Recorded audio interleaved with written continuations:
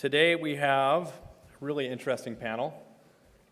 It will be led by Joe Heanue, CEO of Triple Ring, co-founder, I believe, 16 or so years at Triple Ring, doing great things in the industry and a really important sponsor of this event and have been with us from day one. So I want to thank Joe and his team for supporting this event. It doesn't happen without you.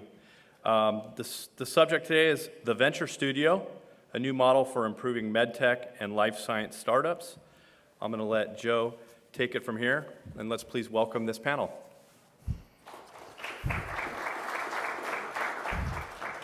Well, thank you, Scott, and thank you for getting us kicked off precisely at 1:17.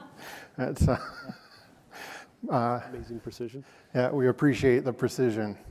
So the topic of this panel is venture studios and similar models to make startup development more efficient.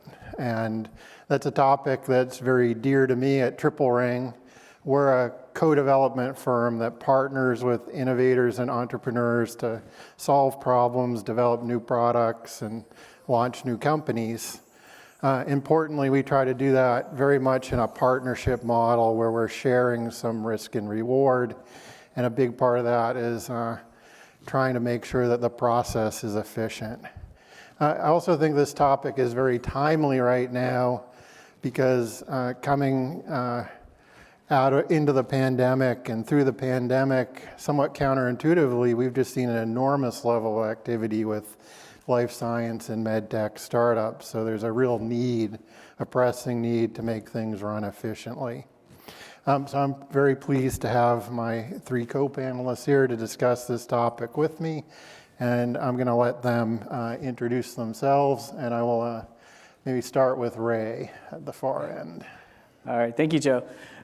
It's an honor to be here serving with Paul and Vikram and yourself, Joe, on this panel. My name is Ray Liu, CEO, co-founder of Vena Vitals.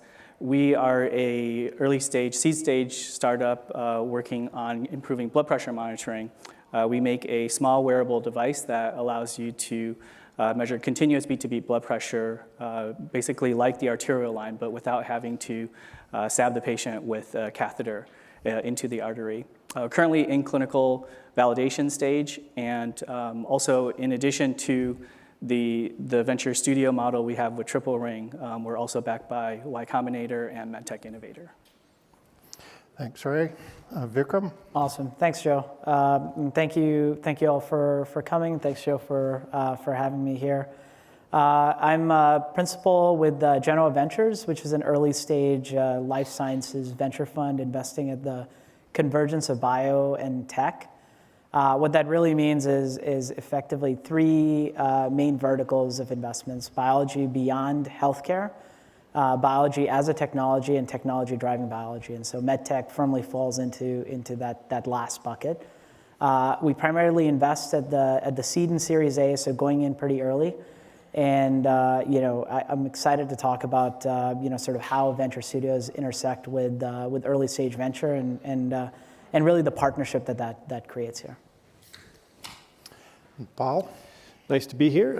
So my name is Paul Conley. I'm the CEO of Inception, which is a fairly recent example of a venture studio that was born out of my experience after almost 15 years as a garden variety venture capitalist focused on science-based investing, what the kids today call deep tech.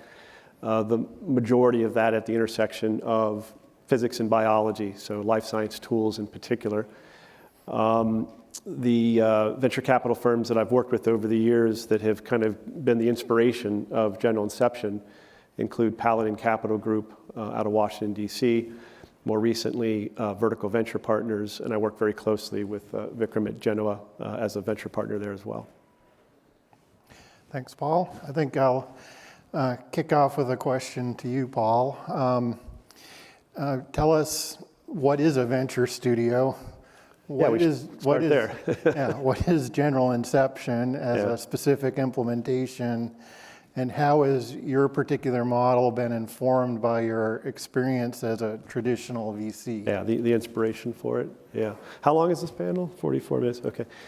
I think if we first define venture studio, because it may mean different things to different audiences, it is primarily a model where the venture capital personnel are directly involved in the formation of a company. So think about it, we think about it as institutional co-founder.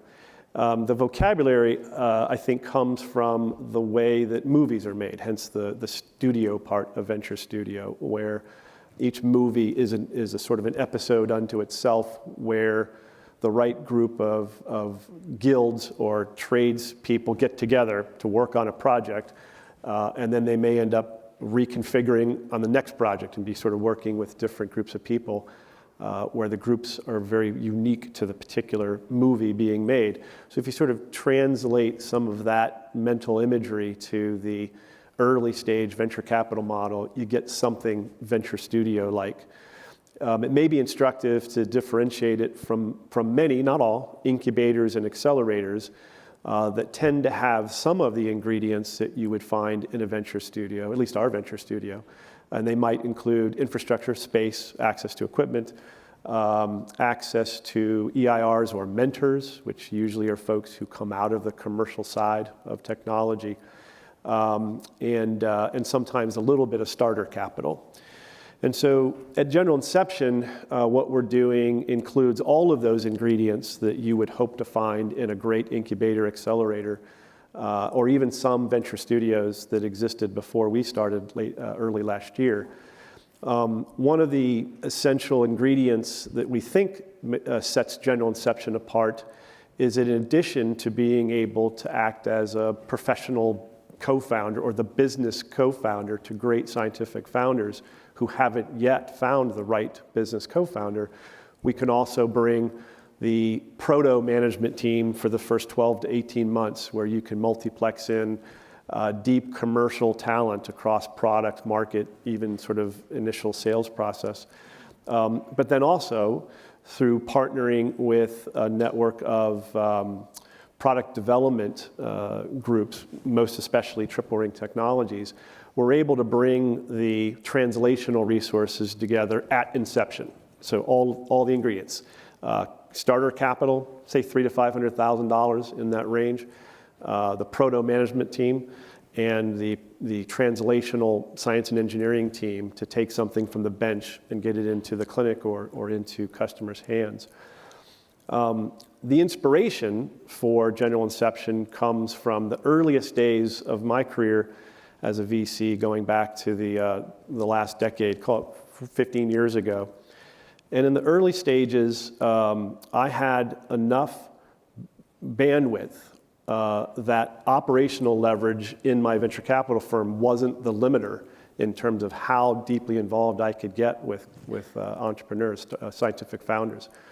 And I had a very formative experience, for one of the early investments I made was in a company that didn't exist. We had to create it. We found some science out of Lawrence Livermore National Labs.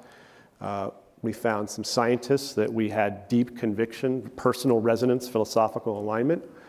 And later in my career, I would have seen that science and that team and said, I love what you guys are doing. Come back in a year, you're too early. And as my venture capital career evolved and developed a bigger and bigger portfolio, the amount of operating leverage that I had as a kind of a typical VC became the limiting condition in being able to work with great science, great scientific founders to build great companies. That formative experience that I just described, where we pulled a team into technology out of Lawrence Livermore Labs, was a company called Quantalife, and they had invented droplet digital PCR. So I imagine anybody here who works at a bench might recognize that product line. So that we created that. That founding team, by virtue of us being able to help them form Quantalife and be useful to them from the beginning to the end, is why when they started their next company, a little company called 10x Genomics, we got the first call and were able to go to a garage in Pleasanton for the birth of 10x Genomics. So this model, we think, is a right way to do it. And so General Inception is kind of about recreating that magic that we had with Quantalife and being able to be effectively an institutional co-founder. And we'll get into more of that detail maybe elsewhere in the panel. Okay. Maybe Vikram, you're working at Genoa, you're a little downstream from where Paul starts. Has the way Genoa works evolved over the years to be more hands-on? And how is a group like Genoa working with other venture studios, and what are some of the interesting models out there that you've seen? Yeah, thanks, Joe.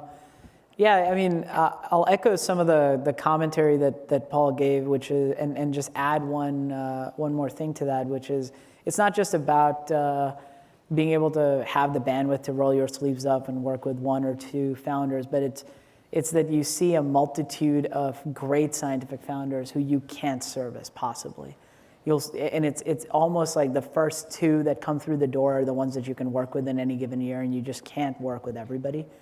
And the ability to be able to have a partner upstream that can almost mold and curate, it's kind of like going from kindergarten all the way to, sort of getting into the early stages of, you're going in towards middle school.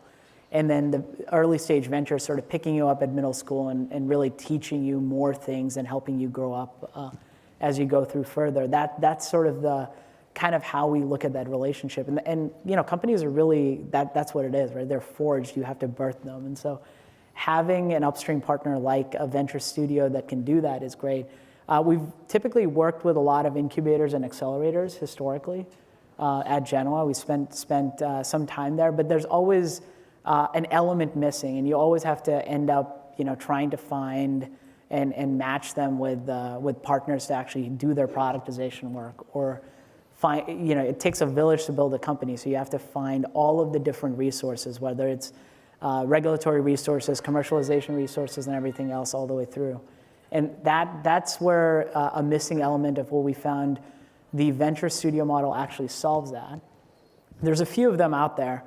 In the therapeutic space, this model's been around for a little bit. Third Rock Ventures and Flagship Pioneering both have done great work in therapeutics along there, but the quant of capital required is quite significant. Plus, it's not as chimeric, right? You don't have to go through a commercialization journey. You don't have to have that mindset on there. In the pure tech space, things like Techstar have existed for some time as well that have done this. But the intersectional space of biology and technology, there's only been sort of some amount of work that's happened recently. There's another studio that's come up a lot earlier that is Initiate Studios, which is doing a little bit of work in the MedTech space primarily, also thinking about the overall intersection of digital health and how that would work. But General Inception for us as a partner has been unique, not just obviously a big part of it is because of Paul, but a large part of it also is the concept of the model, just adding in and stitching together all the resources that exist in the ecosystem, but putting them under one umbrella. And so you're sort of getting a just-in-time build. And for us at Genoa, it becomes a great place for us to send the early scientific founders that we can't invest in yet, and also be able to partner with and advise on what would become an investable thesis at the seed or the Series A. And so now all of a sudden you're getting not just an investment that's de-risked, but entrepreneurs that have now had very high quality mentorship, and you sort of know the process that they've gone through. It's kind of the same reason why sometimes people hire people from certain schools, right? It's the pedigree of what's coming through, and so you can trust the pedigree. There's also the advantage of being able to watch and stay in direct communication with the scientific founders for that 6, 9, 12 months it takes to get them ready. Mm-hmm. Whereas certainly in my venture career, you'd say, hey, go away and come back in a year, and then you sort of lose touch. So hopefully that's been a part of the value proposition, yeah.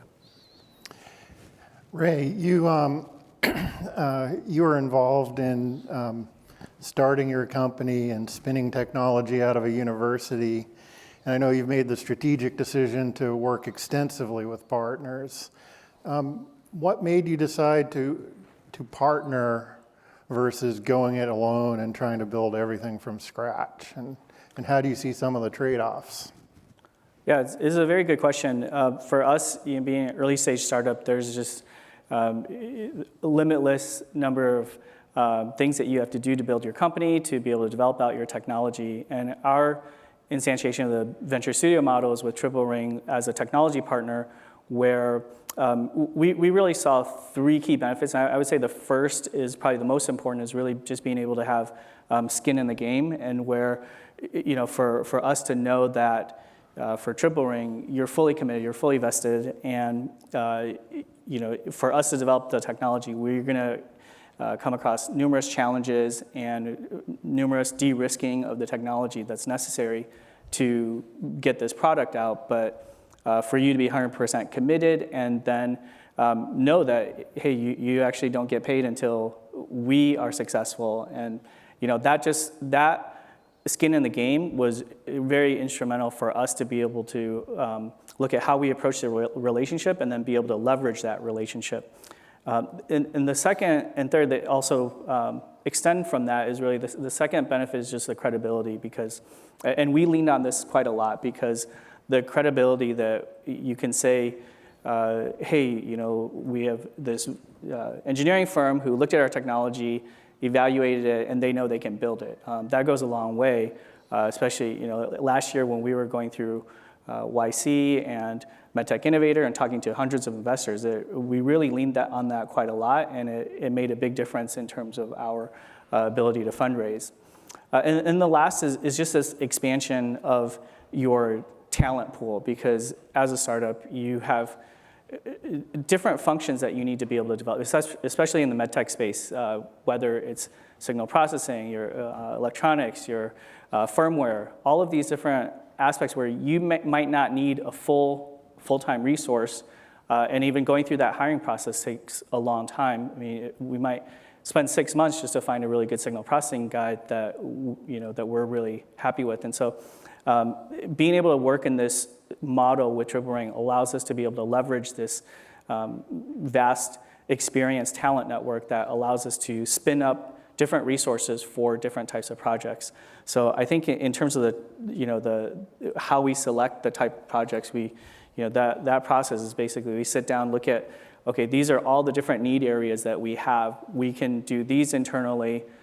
These are the ones where we have gaps, and then we have this very collaborative discussion with our partner to be able to see, hey, where are you good at? Where do you think you can really help us de-risk? Where do we need to do it ourselves? And it becomes a very collaborative approach. Maybe my next question, I'll follow up and put this both to you, Ray, and Paul. What do you say to an entrepreneur who's embarking on starting a company from scratch, really wants to dig in and run it and lead it, who's afraid to partner in a deep way with a venture capital firm because they don't want to lose control? What are the pluses and minuses? What's the best way for that entrepreneur to approach such a relationship? Want to jump in? Sure. I from a startup perspective, it's really hard, because I think most entrepreneurs, and we're early stage, we're a seed stage. So a lot of the audience here is even much further along than we are. But I would say that we all recognize that we can't do it alone. We all recognize that, hey, we're going to need help. But picking where are you going to be most efficient in getting that support and that help, I think that's the hardest part. And I think there it's just being able to weigh in, like, where are the biggest risk areas that you can de-risk. And that's what I really like about the model, is just that, back to the skin in the game, because that they're dependent on your success for them to succeed. And so that, hands down, anytime we have a skin in the game type of situation, we would prefer that over other models in terms of partnering. Yeah, I would say that whenever we're meeting a founder, a particularly scientific founder, I'm almost always backing first-time founders, certainly maybe founders who are maybe the CEO for the first time. So you're always trying to figure out in those first moments how to build trust. And so oftentimes the entry point for us at General Inception is through one of the venture capital firms that we partner with or that are sort of members of the venture studio. And the first moments are trying to establish empathy. And for me, usually that's because I've been in their shoes. I've been a startup founder twice myself. And what we try to break apart or unpack is what it means to take venture capital. It's often explaining to a scientific founder enough about how the business model of venture capital works so that they understand that it's not that you can't trust it, you just have to understand it, and that once you take money from a venture capital, the clock's starting and a bunch of other things.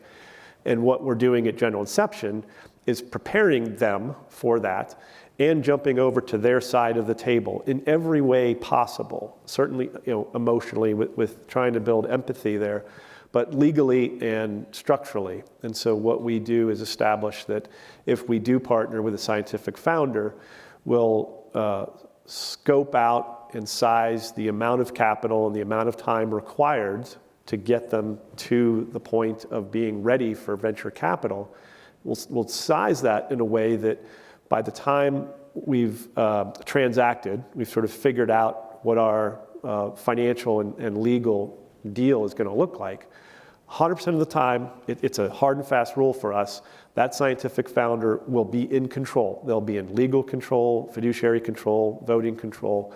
And I do think that's a bit of a differentiator that's been helpful to us in attracting great scientific founders who have seen other, particularly venture studio models, where at the outset, the deal is you are giving control over to the venture studio. That the venture capitalist in that venture studio is essentially saying, trust me, I will raise your baby and we'll send you a holiday greeting card, with a picture and an update. We're sort of doing the reverse of that and deeply aligning our interests so that we're giving them the control that they deserve, and then sort of earning that right to be on the co-founder side of the table rather than the investor entrepreneur side of the table. And because my colleagues in the venture studio have spent so many years as VCs, we know what the terms are going to look like. We know the kinds of things that our scientific co-founders need to be aware of. And when we're on their side of the table negotiating that first Series Seed or Series A term sheet, legally, financially, emotionally, we are co-founders about to go take on the responsibility of raising venture capital. I'll say one more thing, Paul, which is the ability to, especially when you're trying to do an investment as an early stage venture capital with a first-time founder, it's a big leap of faith. It's an unknown quantity. You don't really know what they're going to look like. You don't know if in 6 months they're going to want to be running a company or not, because starting a company and running a company is hard. That's what makes our job possible, but it's extremely difficult.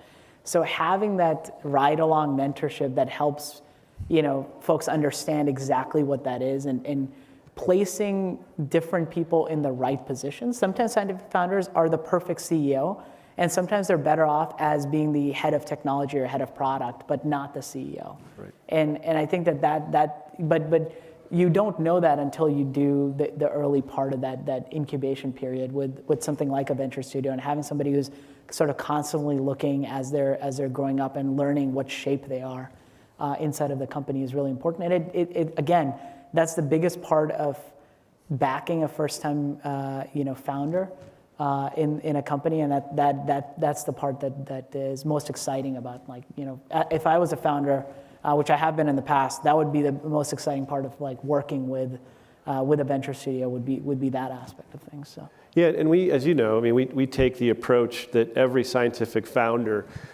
deserves the right to decide what they're going to be in their own company. And we go into these things taking a leap of faith that we and they will be intellectually honest about figuring out what shape they are.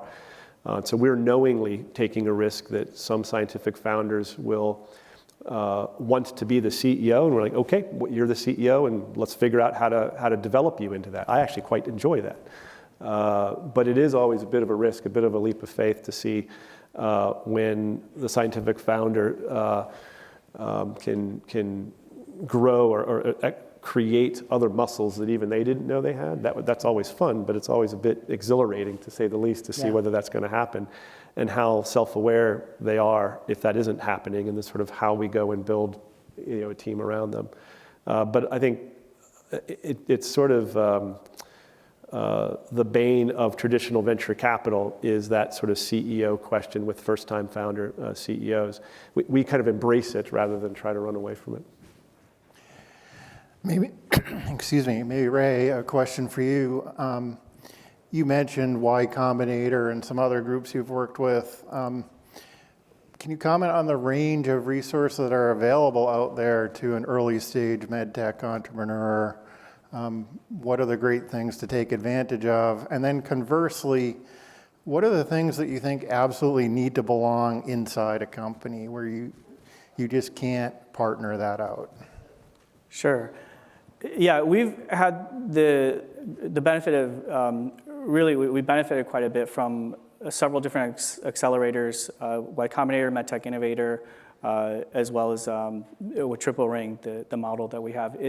And it really is a diverse set that we went out there and picked out the aspects that were really relevant for us. Or, each accelerator has their core strengths and benefits, and for us, YC was really about fundraising and being able to get out there and access that network.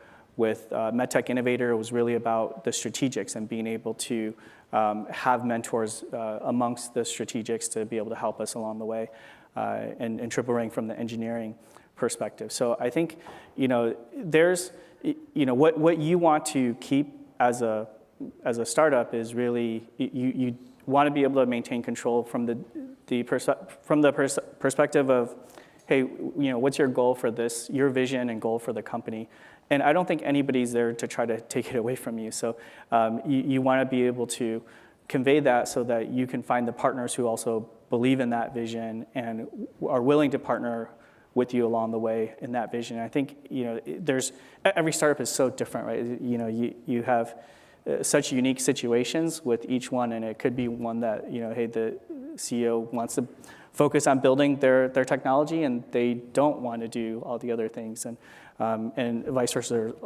They come in all shapes and sizes. So I think it's very much a unique, case by case evaluation of what you want to keep internal versus what you want to partner. Because at the end of the day, ultimately, everyone at the table is trying to align towards the same goals. As long as you can ensure that you're aligned towards that, then how you set it up, what's internal, what's external, I would say doesn't actually matter too much as long as you're achieving your goals.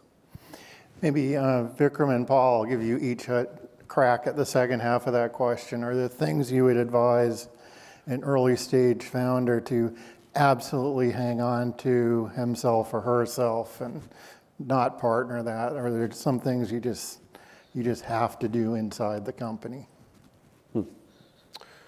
Are you talking about in terms of the work that needs to be done, or legal control, those sorts of things, or Any way you want to answer the question.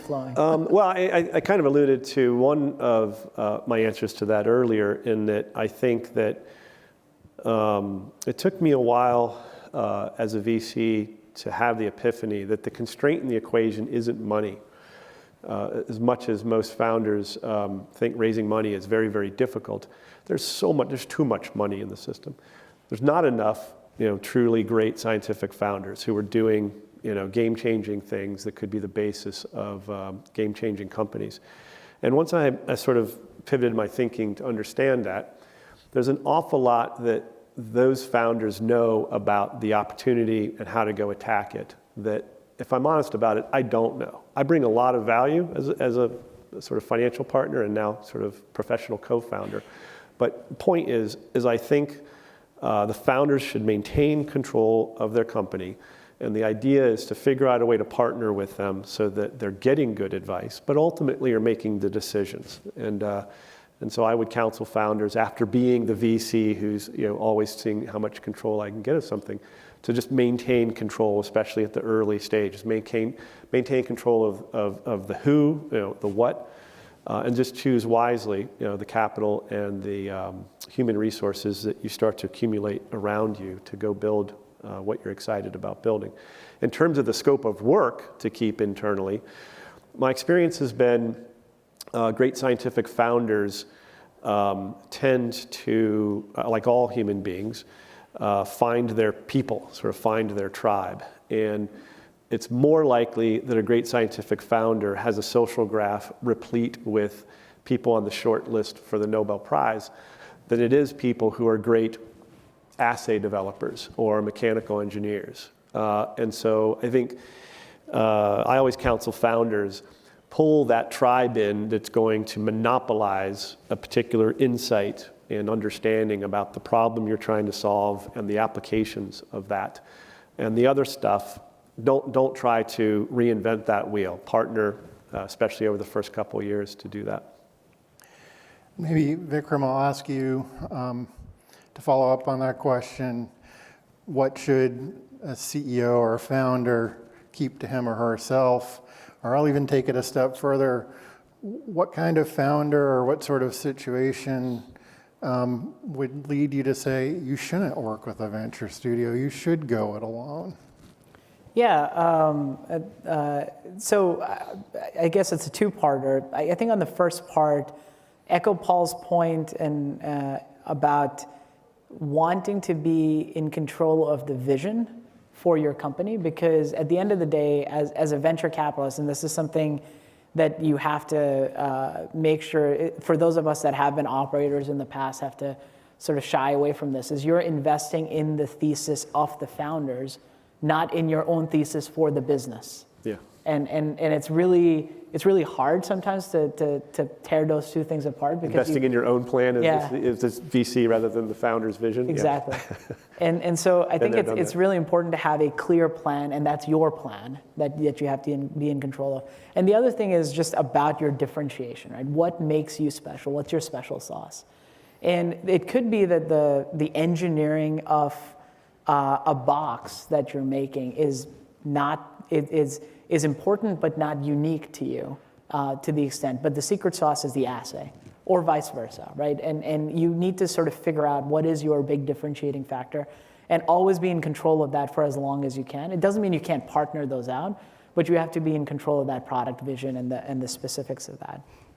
I think venture studios have an amazing role particularly for first-time founders, for founders who frankly want to focus on product vision and development of their product. They want to focus on science development, and they really don't want to deal with, the issues of how do I build up my back office infrastructure? What do I do for building up my business processes? How do I make sure that my company actually operates on an ongoing basis and the trains run on time, right, inside the company, especially at the early stages? If you don't want any of those things, venture studio is perfect for you.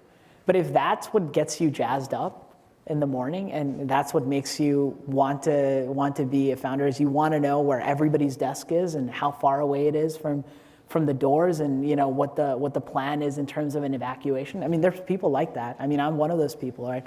I love the business operations part of work, and in that case, maybe the venture studio isn't your best bet, particularly if you've done it 3, 4, 5 times and you already have a vast network of folks to do that with. And that's not to say that a serial entrepreneur shouldn't ever partner with it, but it's a personal decision to be made of the value proposition that the venture studio is giving you and allows for you to not have to deal with.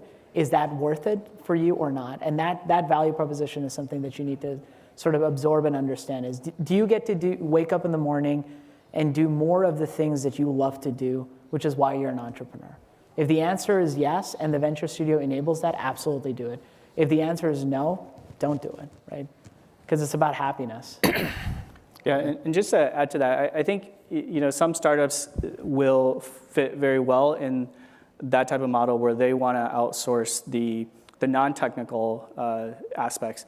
But for other startups, it's not to say that other startups, the venture studio model might not work well. For us, for example, it is really about being able to outsource some of the engineering aspects where and to your point, Vikram, we definitely don't want to give the sensor work out to a third party just because that's our core technology, that's our IP. And regardless, we need to develop that ourselves. So whether, that expertise needs to be developed in-house, and we need to train ourselves on that and become really proficient at that.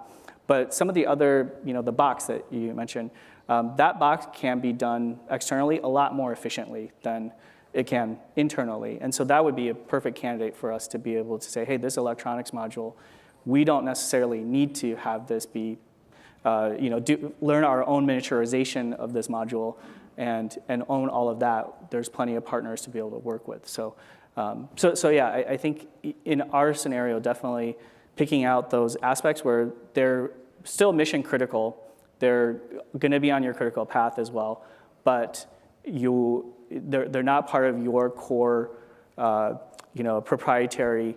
The core of who you want to be as a startup and what you want to own. I think those are the aspects that are really good candidates to look for partners for efficiency. That seems to be an opening to maybe ask you a question, Joe, if I may be so bold. How has Triple Ring evolved its model of working with particularly really early stage startups? Because I know Triple Ring has a wide range of clients, some mature, some literally formation stage. And what have you found around sort of how outsourcing has worked for you guys? Yeah, thanks for turning a question around. I thought I was escaping in this panel, but I'm here for you. We've done two things. When we work with early stage companies, we think two things are really important. One is make sure that they can maintain the core expertise internally. That's their secret sauce. And I think you guys already addressed that. The other thing we've done with our model is move from just a fee-for-service, pay-as-you-go model to a skin-in-the-game model, where we really try hard to align risk and reward. And I'm saying this not as a sales pitch for us, but just as an advice to anyone in the audience who's going to work with a third-party development firm. I think the key to a successful project is share that risk and reward and align incentives. And that means having your development partner take some risk, but also means making sure they don't take too much risk. I think a lot of people approach the fee-for-service model and think they're paying to transfer the risk to the development partner, and that just doesn't work. So we've tried to find business models that really align incentives. Well, the experience that I know the general inception companies have had who have been lucky enough to work with Triple Ring is that this vocabulary of co-development comes up a lot, like outsourcing, very different. Co-development, there's a sort of notion that the client, in this case maybe a general inception portfolio company, should and needs to develop a certain amount of its own in-house capability, and the goal is for that to mature alongside Triple Ring. And for the venture studio model, the goal is to get them to where they have their own teams, not have their own teams, but to get there in a healthy way. Yeah, we actually like to see our client companies add their own people as they grow, add people as they need them. And one of our value adds is sometimes helping them recruit their own team. Yeah. Maybe I can switch gears here a little bit. I know a lot of people in the audience are out trying to raise seed, Series A, Series B. I know that one of the benefits of a venture studio is helping the companies raise follow-on money. Can you talk about how you help, some secrets you can share? One of the things that's really struck me was, I know, Paul, you tee up deals with venture capitalists way in advance when you're planning to do a round. And I was in the panel discussion just before lunch when some of the folks talking about corporate M&A and partnering said they like to see things early. So maybe talk about how you tee up a deal with a venture group, and is it ever too early to go, and what's your advice to the folks raising rounds of capital out here? Well, I mean, one of the advantages you should get from a venture studio model if you partner with a venture studio is early and direct access to the customer, which is downstream venture capital firms. And so, as I mentioned in describing my inspiration for General Inception was to solve my own problem as a VC. And not surprisingly, a lot of the syndicate partners that I would co-invest with in first rounds have the same problem, including Genoa. And so in some sense, we've created General Inception to solve that problem for an ecosystem of VCs who are naturally syndicating deal flow and syndicating investments and building companies together. And so that's created a nice balanced equation where whenever we do form a company with a scientific founder, we're doing that sort of in concert with this group of VCs that we work with frequently, and that group is constantly growing as more in our network find out about what we're doing. So informally, we are always exposing the companies, at least what they're doing, to the VCs. And we're getting some market check from those VCs that are part of our ecosystem around, hey, if we spent 9 months, 12 months checking these boxes, is this likely to fit with your portfolio thesis and an area that you're keenly interested in? If yes, will you stay in touch? Let these evolving companies come give you an update quarterly until they're ready. And in that way, you're sort of meeting the market rather than sitting in a cave for a year and then hoping that your 12-slide PowerPoint deck hits the mark when you emerge. So we've taken that approach of sort of deeply integrating with the ecosystem of VCs rather than simply making an introduction and hope it works out. Vikram, I know you've run a venture studio within a large corporate, and I know there are folks in the audience who are from the corporate side. Is there anything you want to say about this venture model, about how corporates can take advantage of it, or perhaps even implement their own, as you've done in the past? Yeah. I think almost any corporate that wants to take advantage of early stage innovation, there's always this push and pull between a couple of things, right? One is if you're doing it in your own core area, the push and pull is always about, do I want to build it or buy it, right? It's the build versus buy. And if you talk to your R&D teams inside, they will always believe that they can build it better than anybody else will externally. So why would you spend the money on the M&A, right? But there's a speed component to it that is helpful. There's also a component to, there's certain projects around risk profile that just fall below the waterline inside of a corporate. And you just can't, it is just impossible for you to pay attention to, again, limited bandwidth, even in large corporates, of do every single one of the projects that you want to do. And so the value of having a venture studio external is that you can actually take advantage of spinning out technologies, capabilities that might fall below the waterline for your internal bandwidth and attention.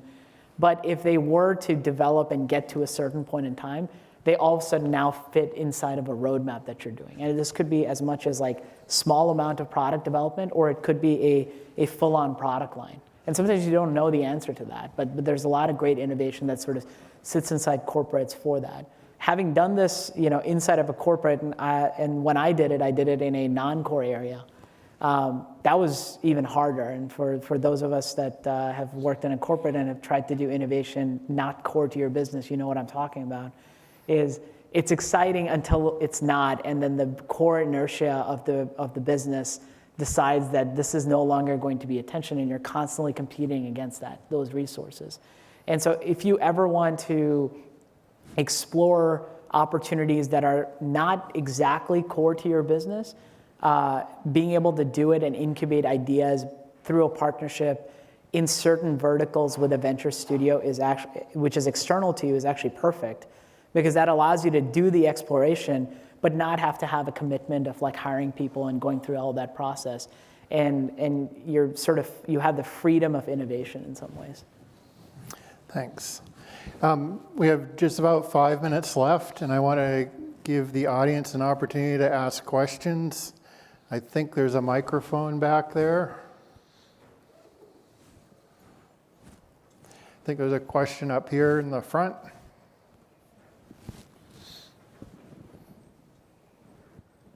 Hi, Brian Hakeem of MedTech X. When do you kick them out of the nest, if you do? And also, is there ever a disagreement between whether one of your companies should take your resource versus go external? If they, in your example, if you want to go outside and they have the capabilities inside and they want you to take that. I can cover that real quick. Actually, we definitely had those situations. We went external because we felt Triple Ring didn't have the expertise, or we could do it better externally. And this comes back to, hey, well, it's in Triple Ring's best interest as well, because rather than slow us down, we could do. And they were competing. They were actually there. They had teams that could compete to do this, but we felt somebody else could do it better. And so it's easy for us to make that decision. And I guess it also relates back to the control aspect of it. In the type of relationship you set up, you still want the startup nimbleness to be able to make those types of decisions. Yeah. When do the birds need to fly, Paul? Yeah, well, it tends to be resource limited. We've set ourselves up so that we don't end up, competing with the VCs that are in our midst. And so there is a point at which, financially, they need to raise that money from someplace else. So there is no hard limit that says by a certain period of time, we're done. And we pick up the pledge and we have a meaningful equity stake. So we're heavily incentivized to get a successful financing done at the other end of, phase one of the journey, or the end of the beginning, however you want to look at that. And we have a hard limit on $1 million. Like I said earlier, we're typically start with $300,000 to $500,000, but things take longer. And so our policy is that if more money is needed to cross that first chasm, we will do that investment on convertible notes, or something that doesn't change the voting dynamics, which goes back to the question about what if there's a disagreement about what resource to use? And I'll say it again, it is their company. It is our ethos, and it's what we put in practice. So we have wonderful partners, Triple Ring being a great one, but it's always the scientific founder's decision. We sort of show them the tools, we tell them what we think, we expose them to all of the other entrepreneurs in the General Inception portfolio and everyone that we've ever worked with, and they kind of decide, do I trust the judgment and advice? But it's always advice. We're consiglieres. We're not in the driver's seat, and that's exactly where we want to be. Consiglieres, not in the driver's seat. And it's amazing that with that type of approach, I can't think of one bad decision, knock wood, that our scientific founders have made. They're smart. They know what they're doing. I think we have time for maybe one more question. In the back.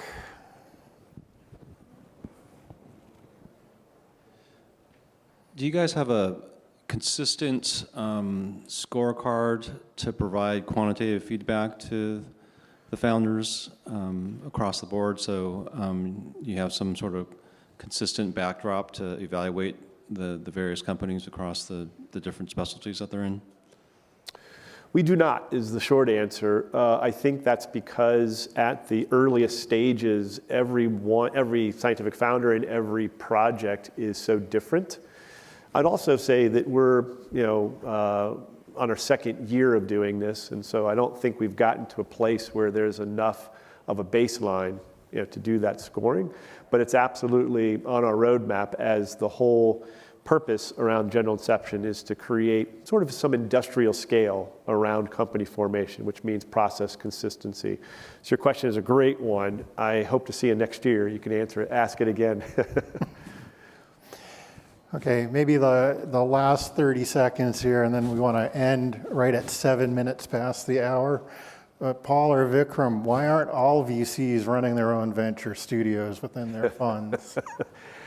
Well, it's a little bit like when you buy a car and all of a sudden you see that car on the road constantly. I feel like in the last couple of years, the number of our colleagues that are doing a venture studio model of some form or fashion is growing geometrically. And I think more VCs like us have come to the conclusion that if you're going to be an early stage investor, doing that safe note, whatever, is not the way to do it. Get involved and be part of Inception. And so I think we're going to see a lot more of it. Okay. Well, I want to thank all of you for coming down, coming to a conference in person. I want to thank LSI for the opportunity to be on this panel and put it together, and for the excellent work they do in putting this conference together. And I want to thank you all for your attention. Thanks. Thank you.